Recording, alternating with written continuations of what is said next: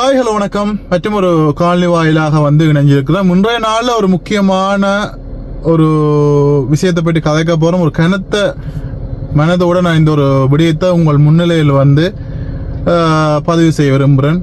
உண்மையிலே இந்த தாஜ்மஹால், முந்தாஜ் இப்படியான ஒரு அளவு கடந்த ஒரு காதலை நாங்கள் ஏற்கனவே பார்த்துருப்போம். ரோமியோ ஜூலியட் அப்படின்னு சொல்லி எவ்வளவோ காதல் இருக்குது. காதலுக்கு இலக்கணமாக நிறைய பேர் வாழ்ந்து விட்டு போயிருக்கிறார்கள். தன்னுடைய மனைவிக்காக ஷாஜகான் கட்டின தாஜ்மஹாலாக இருக்கட்டும், இவ்வாறு பல்வேறுபட்ட நபர்களும் ஒவ்வொருத்தரும் தங்களுக்கு பிடித்தமானவர்கள் மேல அன்பு வைத்திருக்கிறார்கள். அவருடைய அன்பு அன்பின் வெளிப்பாடாக, ஒரு ஆண் மேல ஒரு பெண் வச்சிருக்கின்ற அன்பின் வெளிப்பாடாக அது காதலாக மாறி அது பார்த்தீங்கன்னா திருமணத்தில் முடிகின்றது. அவர்கள் ஒரு இல்லறத்தில் ஒரு சந்தோஷமான ஒரு வாழ்க்கையை வாழ ஆசைப்படுகிறார்கள். நிறைய பேர் வாழ்ந்து கொண்டிருக்கின்றார்கள். நாங்கள் கூட வாழ்ந்து கொண்டிருக்கின்றோம்.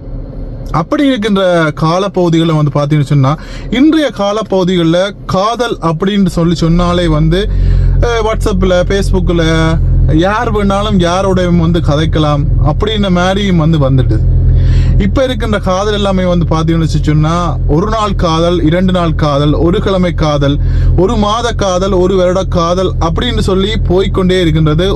அது ஆணோ பெண்ணோ, நான் எல்லாரையும் குறிப்பிடவில்லை. அதிகளவான காதல்கள் எல்லாமே அப்படித்தான். ஒருவர் இல்லைன்னு சொல்லி சொன்னா ஓகே, இன்னொரு ஆள்.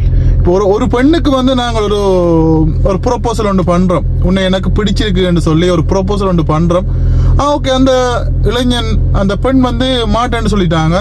ஓகே, அவங்களை மாட்டேன்னு சொல்லிட்டாங்க, நான் வேற யாராவது பார்ப்போம்னு சொல்லித்தான். இப்போத்த காதல் எல்லாமே அப்படித்தான். ஒருவர் ஒரு காதலன் இறந்துட்டான் அப்படின்னு சொல்லி சொன்னா, அந்த காதலி 1 வருஷம், 1.5 வருஷம், 2 வருஷம் இதெல்லாமே அப்படியே ஒரு மறந்துட்டு இன்னொரு வாழ்க்கையை தேடிக்கொள்றது இப்பத்த காலகட்டம், இன்றைய காலகட்டம், இந்த நவீன யுகத்துல ஒரு சாதாரணமான ஒரு விடயமாக வந்துட்டு. அன்றைய காதல் எல்லாம் பாத்தீங்கன்னு சொன்னா, ஒருவரை மனசுல நினைச்சா அவரைத்தான் இறுதி வரைக்கும் மனசுல நினைச்சு அவங்களோட வாழ்றது. அப்படியான காதல் இடம்பெற்ற நேரத்துல இன்றைய காலப்பகுதி காதல் எல்லாம் ஏனோ தானோ, ஒரு நாள் 2 நாள் காதல் அப்படின்ற மாதிரி தான் போய்கொண்டு, ஒரு ஆள் இல்லைண்டா இன்னொரு ஆள் அப்படின்ற மாதிரி தான் இப்பத்த காலகட்டங்கள்ல போய்கொண்டிருக்கு.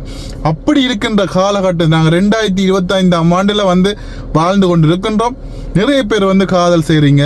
ஆனா யோசிச்சு பாருங்க, இந்த காலத்திலையும் இப்படி ஒரு காதலா என்றது முந்தைய காலங்களில் சொல்லுவாங்க, கணவன் இறந்தா மனைவியும் சேர்ந்து அந்த உடன்கட்டை ஏறுவது அப்படின்னு சொல்லி நிறைய விடயங்கள் நாங்கள் படிச்சிருக்கோம்.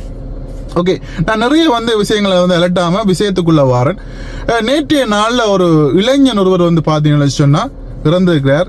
அது எப்படி இருந்திருக்கிறான்னு சொல்லி பார்த்தீங்கன்னு சொன்னா, புது வருடத்தை முன்னிட்டு பருத்தித்துறை தென்மராட்சி பரணி பகுதின்னு சொல்லி, தென்மராட்சி பரணி பகுதியில் பார்த்தீங்கன்னு சொன்னா, ஒரு புது வருடத்தை கொண்டாடுவதற்காக ஒரு 8 இளைஞர்கள், அதாவது தன்னுடைய நண்பர்களோடு சேர்ந்து ஒரு இளைஞர் ஒருவர் குளத்துக்கு போயிருக்க, குளத்துல குளிச்சு கொண்டிருந்த வேளையில பார்த்தீங்கன்னு சொன்னா, நண்பர்களுக்கு இடையில தாமரைப்பூவை பறிக்கிறது மாதிரியாக ஒரு விடயம் போய்கொண்டிருக்கு. தாமரைப்பூவை பறிக்கிறதுக்காக அந்த இளைஞன் குளத்துல நீண்ட தூரம் போயிருக்கிறார். நீண்ட தூரம் போறதுல அந்த தாமரை கொடி என்றாலே எல்லாருக்குமே தெரியும், அது அந்த ஒரு சிக்குன்ற நிலைமை ஏற்படும். நிறைய பேருக்கு நீச்சல் தெரியாம அதுக்குள்ள பழக்கம் இல்லாத ஆக்கலன்னு சொல்லி சொன்னா அந்த தாமரை கொடிக்கு சிக்குண்டுவாங்க. இதே மாதிரி அந்த இளைஞன் தாமரை பூ பறிக்க போயிருக்கிறார். பறிக்க போன இடத்துல அந்த தாமரை கொடி சிக்குண்டு அந்த இளைஞன் உயிரிழந்த சம்பவம் நேற்றைய நாள்ல பதிவாகிருக்கின்றது. இந்த இளைஞனுடைய சடலம் பாத்தீங்கன்னு சொன்னா, பருத்தித்துறை ஆதார வைத்தியசாலையில பிரேத பரிசோதனைக்காக இன்றைய நாள்ல அந்த பிரேத பரிசோதனை இடம்பெறும் என்று சொல்லியும் கூறப்படுகின்றது. இன்றைய நாள்ல அந்த பிரேத பரிசோதனை முடிவுற்ற பின்னதாகத்தான் பாத்தீங்கன்னு சொன்னா அவர்களுடைய வீட்டுக்கு அந்த சடலம் அனுப்பி வைக்கப்படும் என்று சொல்லி கூறப்படுகின்றது.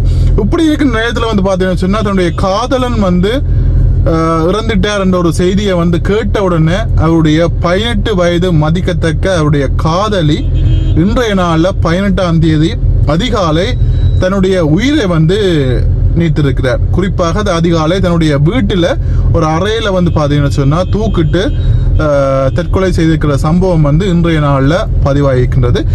இந்த பெண்ணினுடைய 18 வயது பெண்ணினுடைய சடலம் பாத்தீங்கன்னு சொன்னா சாவகச்சேரி ஆதார வைத்தியசாலையில் வந்து பார்த்தீங்கன்னு சொன்னால் பிரேத பரிசோதனைக்காக வந்து அனுப்பி வைக்கப்பட்டிருக்கிறது. இன்றைய நாளில் அது சம்பந்தமாகவும் வந்து இன்றைய நாங்கள் வந்து பரவலாக வந்து பார்க்கக்கூடியமாக இருக்கின்றது. அதிகமாக சமூக வலைத்தளங்களில் டிக்டாக் பக்கமாக இருக்கட்டும், ஃபேஸ்புக் பக்கமாக இருக்கட்டும், அதிகமாக வந்து இந்த செய்திகள் வந்து பரவ வந்து பார்க்கக்கூடியமாக இருக்கின்றது. உண்மையிலேயே வந்து இன்றைய காலகட்டங்களில் யோசிச்சு பார்த்தா ஒருவர் வந்து இறந்துட்டார் அப்படின்னு சொல்லி சொன்னா, யோசிச்சு பாருங்க, ஒரு காதலன் அவங்க திருமணம் முடிக்கல இறந்துட்டாருன்னு சொல்லி கேட்டால் ஒரு கொஞ்ச நாள் அழுவாங்க. எல்லாருமே வந்து ஒரு கொஞ்ச நாள் அழுவாங்க, ஃபோட்டோ வந்து பார்ப்பாங்க.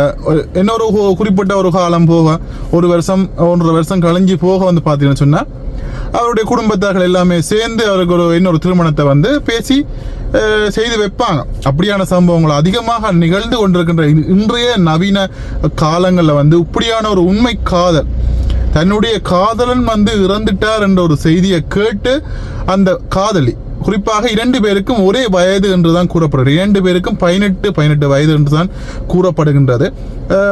வயது இருக்குது, வாழ்க்கை இருக்குது, நீண்ட காலமாக வந்து காதல் இது வந்து என்று கூறப்படுகின்றது.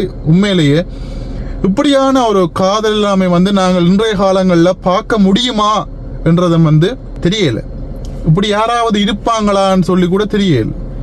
ஒரு கொஞ்ச காலம் எல்லாருமே அழுவாங்க, அதுக்கு பிறகு இன்னொரு வாழ்க்கையை தேடி வந்து போயிடுவாங்க. ஆனால் இன்றைய நாளில் இந்த சம்பவம் உண்மையிலே வந்து இந்த அதிகமாக வந்து இந்த சாவச்சேரி பருத்துறை பகுதியில் வந்து அவருடைய நண்பர்கள் மத்தியிலும் சரி, அவருடைய குடும்பத்தினர் மத்தியிலும் சரி, பெரிய ஒரு இழப்பாக, ஒரு பெரிய ஒரு பரிதவிப்பாக வந்து பார்க்கப்படுகின்றது. இப்படியெல்லாம் நடக்குமா என்று சொல்லி நாங்கள் கூட வந்து சும்மா ஒரு டிக்டாக் பக்கத்தில் பார்த்துட்டு நாங்கள் கூட நம்ப மாட்டோம். வேற வேணா அதிகமாக வந்து இப்படியெல்லாம் பறவைகளை வந்து பார்த்தீங்கன்னு சொன்னா, என்னடா அப்படியும் ஒரு காதல் ஜோடி இருக்கிறார்களா, அப்படியும் ஒரு லவ்வர்ஸ் இருந்திருக்கிறாங்களா, லவ் பண்ணிக்கிறாங்களான்னு சொல்லி, இப்போ அவங்கள இந்த அளவுக்கு வந்து அவங்க தங்களை வந்து ஒருவருக்கொருவர் புரிந்துணர்ந்து ஒருவருக்கு இவ்வளவு அளவு கடந்த ஒரு அன்பு வச்சிருப்பாங்கன்னு சொல்லி யோசிச்சு பாருங்க.